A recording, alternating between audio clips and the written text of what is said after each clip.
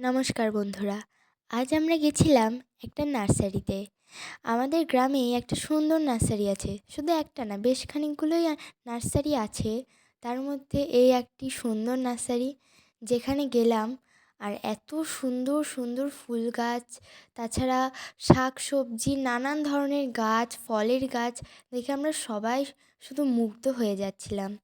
আমরা ওখান থেকে বেশ খানিকগুলো কিছু চারাগাছ এনেছিলাম, এই ফুল গাছেরই।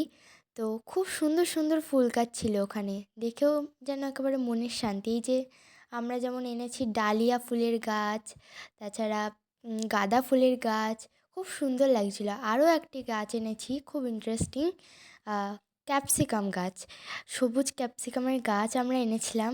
খুব সুন্দর লাগছিল একসঙ্গে রেখে। আর ওপরে যখন ছাদে লাগানো হয় তখন আরও সুন্দর লাগছিল, অসাধারণ।